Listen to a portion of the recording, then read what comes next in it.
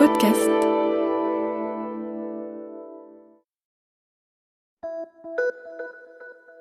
Salut, c'est Clara de Lina. Cette semaine, dans La vie d'avant, je vous emmène à la rencontre de Madeleine.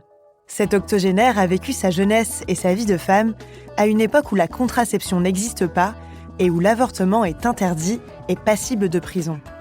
En 1937, elle a 15 ans, elle est amoureuse et elle tombe enceinte. Heureusement, ses parents sont plutôt cool et il existe des méthodes d'avortement qui sont pratiquées en cachette. Madeleine Briselance, je vais être tout de suite très indiscrète et je vais vous demander votre âge. Bien, je vais avoir 80 ans dans 3 mois. Alors, je crois que vous avez vécu un ou plusieurs avortements durant la période où il était encore interdit en France. Eh bien, moi, vous voulez parler de mon cas personnel? Oui. Vous avez eu... Eh bien, moi, j'ai eu un premier avortement fait par un professionnel qui n'appliquait pas la loi. C'était en quelle année?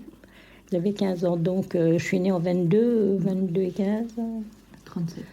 37, voilà, c'était en 37. J'avais donc 15 ans et j'avais un petit ami que j'avais connu à l'école, qui est d'ailleurs le père de ma fille maintenant.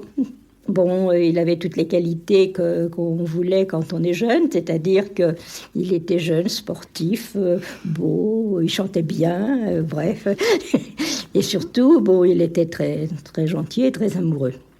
Alors, j'avais eu la chance d'avoir un premier copain qui m'avait donné le goût de l'amour, en fin de compte, parce que c'est pas le cas pour tout le monde. Mais malheureusement, comme il n'existait aucun moyen contraceptif à l'époque,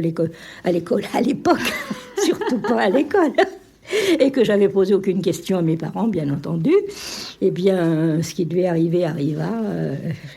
Et un jour, mes règles ne sont pas venues, alors ma mère m'a demandé pourquoi. J'ai dit, je sais pas, qu'est-ce que tu as fait, etc.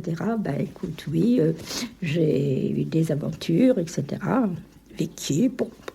Alors, tu sais, qu'est-ce qu'on va faire? À l'âge que tu as, tu te rends compte? Lui, vous êtes tous les deux à l'école et sa famille, c'était des gens de très bourgeois, alors que nous, on était des petites gens. Elle dit, ça va faire un scandale. Oh, tu vas pas pouvoir garder cet enfant. Moi, j'ai dit, je sais pas. Je ne m'étais pas posé la question. Elle m'a dit, écoute, on va s'occuper de ça, mais enfin, vraiment, tu nous mets dans une situation difficile, etc. Mais elle était cool, hein? Elle était cool, oui. Oh non, mes parents étaient intelligents. Alors, ils m'ont pas félicité, néanmoins, mais bon. Ils m'ont pas traumatisé non plus. Alors, on a eu un rendez-vous avec une personne à Paris. Je suis montée avec ma mère par le train. Et puis on habitait en province, faut dire. Je pense que c'est tout ça aussi qu'a fait la campagne, vous savez, les petites balades dans les bois, etc. Je suis sûre que si j'avais habité en ville, jamais on m'aurait fait monter dans un hôtel, parce que pour moi, ça c'était le côté moche, ça. Hein. Mais bon, c'était la nature, il faisait bon vivre, voilà. Alors donc, moi, j'étais pas du tout traumatisée. Hein. J'étais très ennuyeux de mettre mes parents dans une situation difficile. Puis un jour, quand même, mon père a dit, tu sais, tu ne nous arranges pas parce que ça va coûter beaucoup d'argent. Ah bon? Moi, je savais pas non plus. Il me dit, non, c'est défendu de faire ça. Et les gens qui font ça, ils en profitent pour gagner plus d'argent. Donc, ça va nous coûter cher. Je lui ai dit, oh là là, alors je suis désolée, etc. Et alors, c'était une faiseuse d'ange ou c'était un médecin? C'était un médecin qui faisait ça en douce. Mais c'était une femme. Hein. Et alors, ça s'est passé extrêmement bien. Et je suis repartie le soir même. Mais vous n'avez pas souffert? J'en ai pas le souvenir. Mais c'était pourtant sans anesthésie, sans rien? Oui, mais j'ai pas le souvenir. Alors là, vous voyez, comme quand les choses se passent bien, elles s'oublient aussi. Tant mieux. Hein. Mais enfin, je me rappelle même pas qu'on soit resté à Paris. Donc, comme il fallait qu'on reparte en province, je pense que c'était une des premières qui devait avoir du matériel que les médecins après disaient qu'ils n'avaient pas, à savoir un Karman, un aspirateur Karman pour faire une... Non, ça, j'ai pas du tout souffert. La situation n'avait pas changé et que mon père avait fait les gros yeux quand même et puis il avait dit tâchez de pas recommencer. Oui, papa. On a attendu un bon moment, mais enfin bon, Donc, La nature aidant. La nature aidant, effectivement, on a recommencé.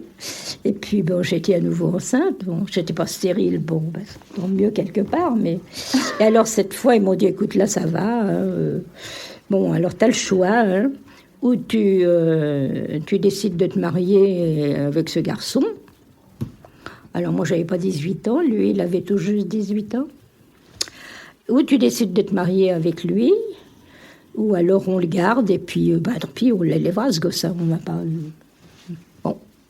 Et mais il ne voulait pas que je fasse un deuxième avortement clandestin. Donc on a gardé le bébé. Voilà, c'est ma fille qui a maintenant 61 ans. Et alors, c'est le seul avortement que vous ayez vécu ou après, dans votre vie de mariage, il y en a eu d'autres? Ma pauvre dame, vous savez quand est-ce que la contraception a été autorisée? Bon. Alors, nous, on a continué, évidemment. Alors, pendant la période de la grossesse, bon, c'était du pain béni, forcément. On risquait rien. Et puis après, bon, c'était pas... Il n'y avait pas de choses connues. Alors, dans certains milieux plus avancés, mes parents fréquentaient un petit peu les libertaires, les gens comme ça qui se prenaient en charge quand il y avait des problèmes, il fallait les résoudre. Et alors, il y avait des tas de combines.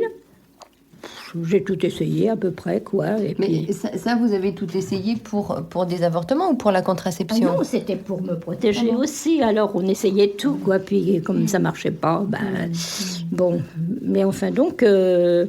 j'ai dû vite refaire un autre avortement. Alors là, c'était pareil, c'est par les amis qui connaissaient des gens qui voulaient bien le faire, mais à des amis, c'était pas des professionnels, c'était des gens qui mettaient en pratique leurs idées sans hypocrisie, quoi. C'est un ami qui avait l'habitude de faire des avortements, qui a fait sur moi l'avortement en présence de mon mari, en lui disant maintenant c'est toi qui le feras. Mais oui, il faut faire comme ça, il faut prendre tes responsabilités. Et puis après, il a appris sur moi. Il fallait qu'on ait une vraie confiance. Hein. Oui, dites donc. Eh oui. Bon, j'ai fait en tout 10 avortements. C'est en partie grâce à des militantes comme Madeleine que nous pouvons célébrer cette année les 50 ans de la loi Veil qui dépénalise l'avortement. Merci d'avoir écouté cet épisode. S'il vous a plu, partagez-le et abonnez-vous pour ne rater aucun nouvel épisode.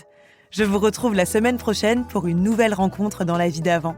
En attendant, vous pouvez écouter d'autres récits en archives sur Ina Podcast.